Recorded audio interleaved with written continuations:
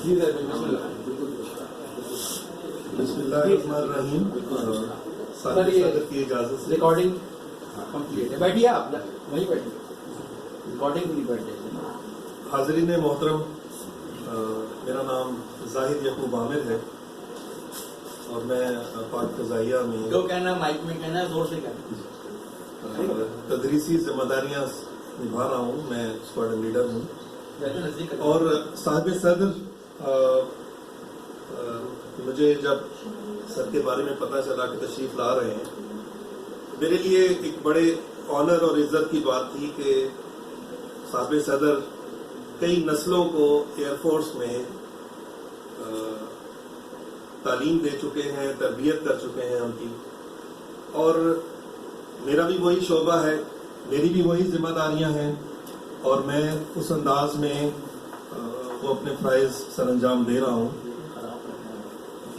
جب مجھ سے پوچھا جاتا ہے یا کہیں ذکر ہوتا ہے کہ زندگی کا مقصد کیا تھا اور زندگی کا مقصد کیا ہے, تو بلا شبہ ہم زیادہ تر لوگ جو آج اس محفل میں موجود ہیں, ہمارا تعلق علم سے ہے, تعلیم سے ہے, تربیت سے ہے, ادب سے ہے. تو یہی زندگی ہے, یہیں سے زندگی کا آغاز ہوتا ہے اور یہیں زندگی کا اختتام ہوتا ہے. ان دو نکات کے درمیان جو زندگی ہے وہ کہیں پہ سائنس ہے, کہیں پہ وہ دفاع ہے, کہیں پہ وہ بینکنگ ہے.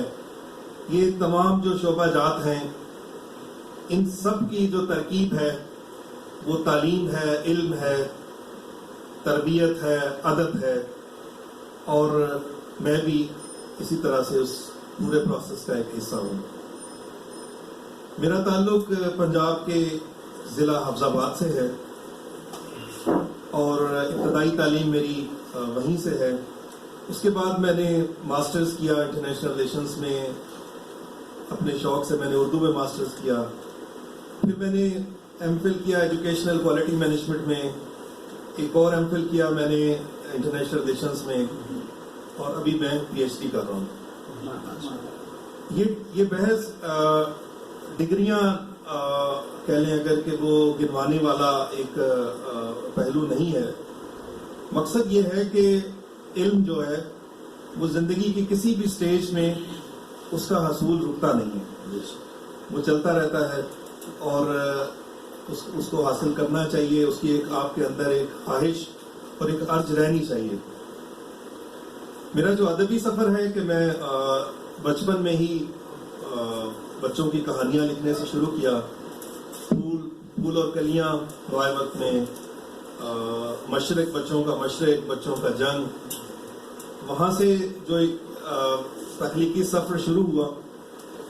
چلتے ہوئے جب کالج میں پہنچے تو میں کالج میگزین کا بھی اس میں مجلس عدالت میں شامل تھا. اس کے علاوہ پاکستان ایئر فورس نے جو تربیت سازی کی, جو اس حوالے سے جو تربیت کی, اس میں بھی علم و ادب جو ہے وہ ساتھ ایک حصہ رہا. میری ماشاءاللہ 3 کتب جو ہیں وہ شائع ہو چکی ہیں. پہلی کتاب کیپٹن کرنشیر شہید نشان حیدر کی سوانح یاد تھی. دوسری کتاب حوالدار لالک جان شہید نشان حیدر, جس کے اوپر مجھے national book foundation of Pakistan نے نیشنل ایوارڈ بھی دیا تھا. تیسری کتاب ایم عالم جو ہمارے قومی ہیرو ہیں ان کی سوانح یاد ہے. اور ابھی جو چوتھی میری کتاب ہے وہ انشاءاللہ جلد شائع ہوگی. وہ اس کا عنوان کچھ اس طرح سے ہے, کیف رفتہ. جو ماضی کے ہمارے ٹوٹے ہوئے سلسلے ہیں, جو ہماری زندگی سے وہ پہلو جو محو ہو رہے ہیں, ان کو اکٹھا کرنے کی کوشش کی ہے. وہ اس کے لیے جو میں بالعموم سوشل میڈیا پہ بھی لکھ رہا ہوتا ہوں, فیس بک پہ بھی شیئر کر رہا ہوتا ہوں, اس کی جو ایک ریڈرشپ ہے وہ بہت اچھی ہے اور کہا جا رہا ہے کہ اس کو میں کتابی شکل میں شائع کروں. وہ میرا کام کافی مکمل ہو چکا ہے. تو انشاءاللہ وہ جلد آپ لوگوں سے سب سے میں اس کو شیئر کروں گا. میں اپنا ایک نثری پارہ ایک آپ لوگوں کے گوش گزار کرنا چاہوں گا.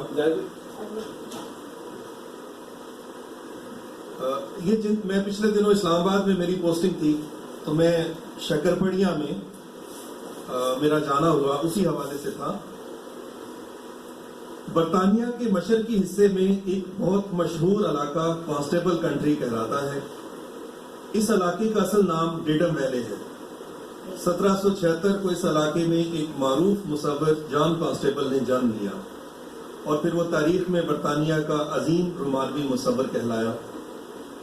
جان کانسٹیبل نے اس علاقے کی خوبصورت پینٹنگز بنائی. اسے بہت عزت اور پذیرائی ملی. اسے برطانیہ سے ہٹ کر پوری دنیا میں نہایت قدر کی نگاہ سے دیکھا گیا. مگر جان کانسٹیبل اپنی زندگی کے 52 سالوں تک کبھی خوشحال نہ ہوا.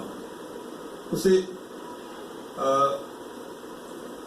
رائل اکیڈمی کے لیے منتخب کر لیا گیا اور پھر اس کے دن پھرنا شروع ہوئے. جان کی تخلیقات کو نمائشوں کے لیے رکھا گیا. اسے مراعات دی گئیں اور پھر اپنی زندگی کے معروف 6 سالوں کے بعد جان کانسٹیبل انتقال کر گیا. جان کانسٹیبل کی کہانی یہیں ختم یا دفن نہیں ہوتی.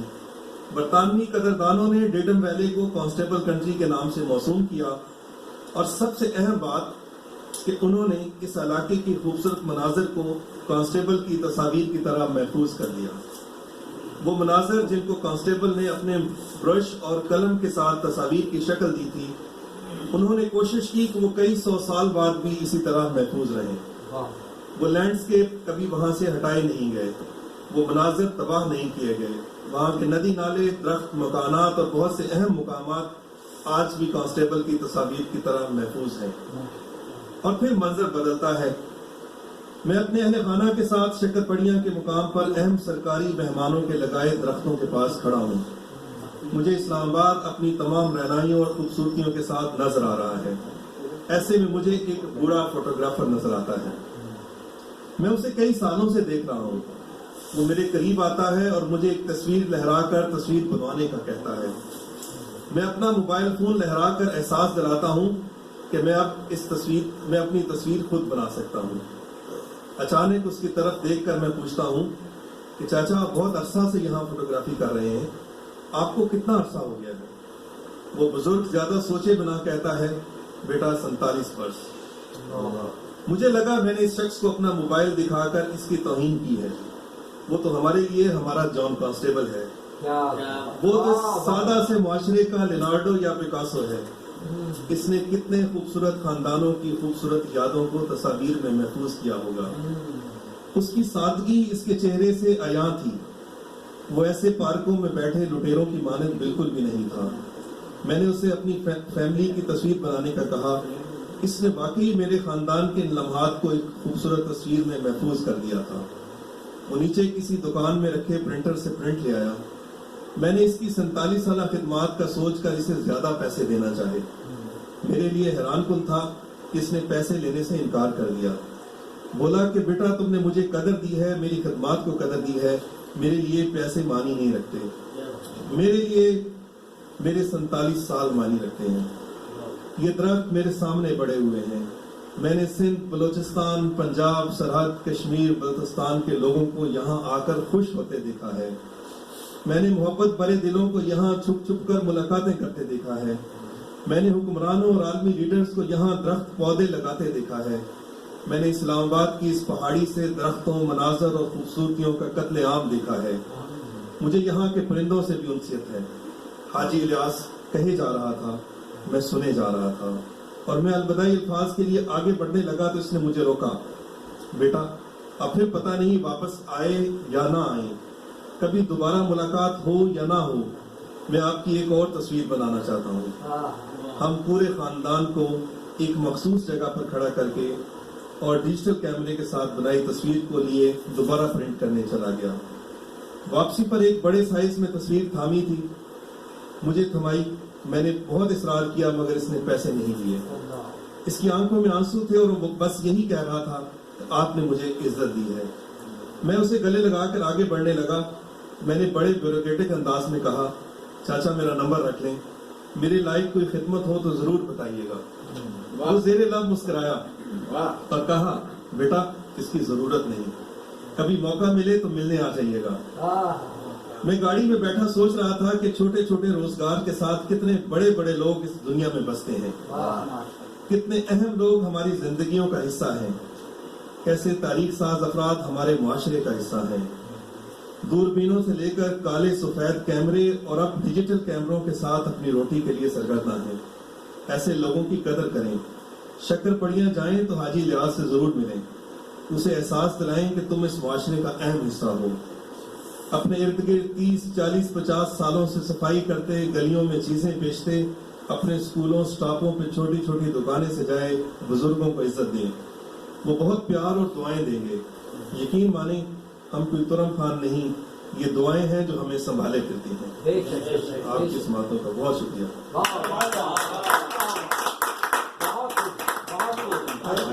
شعر بھی کہتے ہیں؟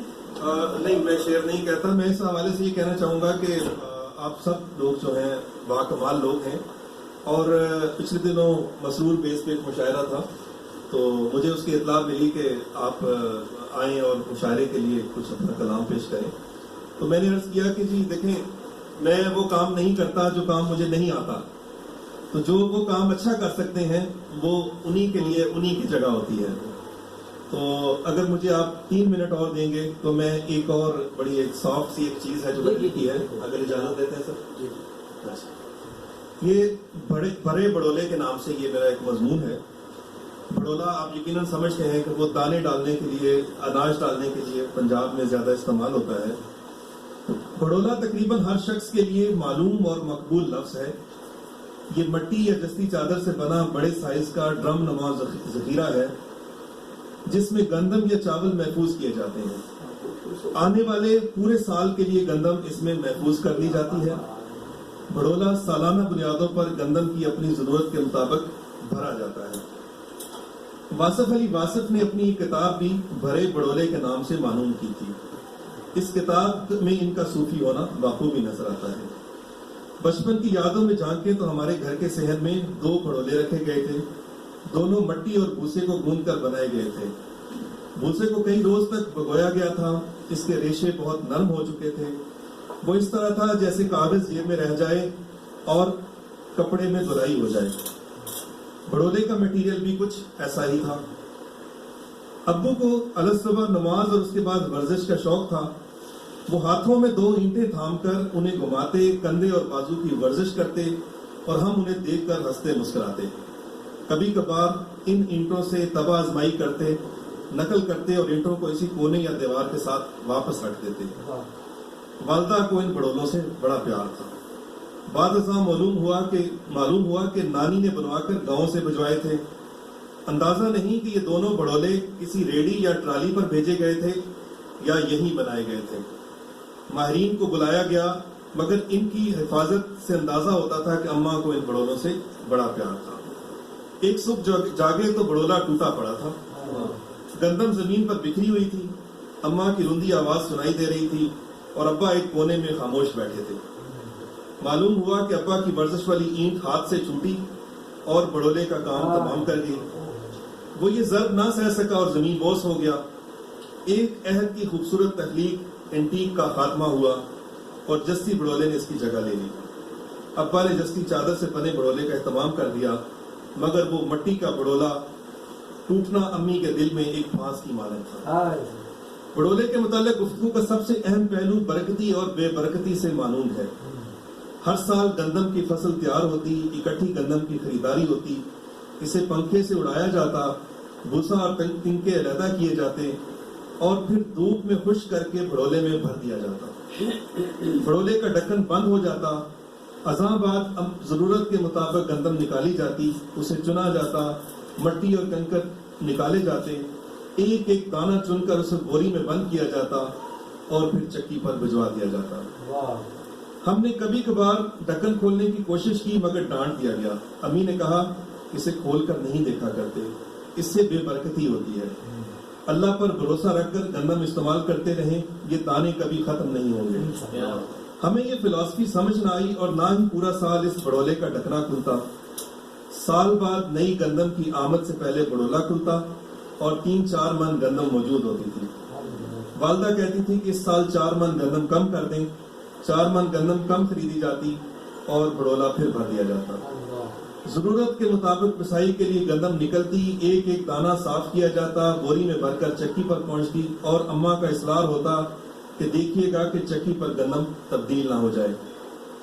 آٹے کی چکی پر ہر بوری سے کاٹ دی جاتی تھی. کاٹ سے مراد یہ کہ 1 من گندم کی پسائی پر 1 کلو آٹا اس کی رقم وصول کی جاتی. چکی پر اکٹھا ہونے والا آٹا مختلف گندم کا ہوتا تھا. اماں کا اصرار ہوتا کہ ہماری ہی گندم کا آٹا گھر پہنچنا چاہیے. اس کی وجہ بھی بہت اہم تھی. انہوں نے ایک ایک دانہ چن کر بوری میں بھرا ہوتا تھا. وہ بھلا کیوں کر کسی دوسرے کا پتھر کنکر یا مٹی ملا آٹا اپنے بچوں کو کھلاتی. بڑولے سے ہر سال گندم کم کر دی جاتی. ہم سمجھتے رہے کہ برکتی اور بے برکتی والا معاملہ ہے، مگر یہ تو پنکھوں کا اپنے گھونسلے سے اڑنے والا معاملہ تھا. سب سے پہلا پنکھو سب سے بڑی باجی کی شادی تھی. بعد ازاں دوسری بہن بھی اپنے گھر کو چل دی. برکتی اور بے برکتی کے معاملات سے جڑا تیسرا پنکھو میں تھا. روزگار کی چکی کے پاٹوں میں ایسا پھنسا کہ نہ صاف گندم کا آٹا میسر آ سکا اور نہ ہی ایک ایک دانہ چنی گندم کا ذائقہ دوبارہ مقدر ٹھہرا. مختلف چکیوں اور فلور ملز کے سفید سرخ آٹے مقدر ٹھہرے. دونوں بھائی بھی پردیسیوں کی طرح اسلام آباد کے فلور ملز کے آٹوں پر انحصار کرنے لگے. سب سے چھوٹی بہن نے ہاسٹل کی راہ لی. ماں کا بڑولا اسی طرح ہر سال بھرا جاتا ہے. اینک لگا کر گندم کا ایک ایک دانہ صاف کیا جاتا ہے. بوری اسی طرح چکی پر پہنچتی ہے. حاجی یعقوب اسی لال رنگ سے بوری پر لکھا جاتا ہے. آٹا واپس گھر پہنچتا ہے تو بوری کا منہ کھول دیا جاتا ہے. اس آٹے کو ٹھنڈا کیا جاتا ہے. بقول امی گرم رہنے سے آٹے کی غذائیت کم ہو جاتی ہے، روٹی اچھی نہیں بنتی. آٹا گوندھ کر فوری روٹی نہیں بنائی جا سکتی. اچھا، ہمیں تو کبھی آٹا پیسنے، گوندنے، روٹی پکانے کے پورے پروسیس میں اخلاص، محبت اور انسیت کی ملاوٹ کا احساس ہی نہیں ہوا. مائیں کیسی کیسی چیزوں کی ملاوٹ کرتی ہیں، بچوں کو کیا کیا کھلانا چاہتی ہیں. ہم تو بس اسے گرم یا ٹھنڈی روٹی ہی سمجھتے ہیں. اچھا سالن نہ ہو تو کھانا چھوڑ دیتے ہیں. باہر سے کھایا ہوں کہہ کر ہلکی سی مسکراہٹ اچھال دیتے ہیں اور پھر اپنے کاموں میں مگن ہو جاتے ہیں. میرا ایمان و ایقان ہے کہ ماں اگر ہمیں کھانا کھاتے نہ دیکھے تو اس کی رات تکلیف میں گزرتی ہوگی. وہ بچوں کو اپنے سامنے کھانا کھاتے دیکھنا چاہتی ہیں. ہم بچے کبھی پنکھو بن کر اٹھ جاتے ہیں اور کبھی کھا آیا ہوں کہہ کر اس کی تکلیف میں ایک کانٹا اور رکھ دیتے ہیں. آخری ہے، کوشش کریں باہر سے کھانا ضرور کھائیں، مگر جب موقع ملے تو ماں کے ہاتھوں بنی روٹی ضرور کھائیں. ہو سکتا ہے وقت آپ کو مہلت ہی نہ دے اور ایک ایک دانہ صاف کی گندم، اس کے ٹمپریچر کا خیال رکھے گئے آٹا گوندنے کے بعد باہم چپکنے کا انتظار کرنا اور پھر اس کی روٹی بنانے تک کی لذت کو دوبارہ نہ پا سکیں. پھر آپ کے مقدر میں فلور ملز کی پسی گندم میں ماں کی گندی محبت نہ ملے. آپ کو ماں کے ہاتھوں کا لمس روٹی میں محسوس نہ ہو سکتا ہے ہمیں بھرے بڑولے دوبارہ میسر نہ آ سکیں. مائیں کھانوں میں کیا کیا ملاوٹ کرتی ہیں ہمیں محسوس ہی نہیں ہوتا.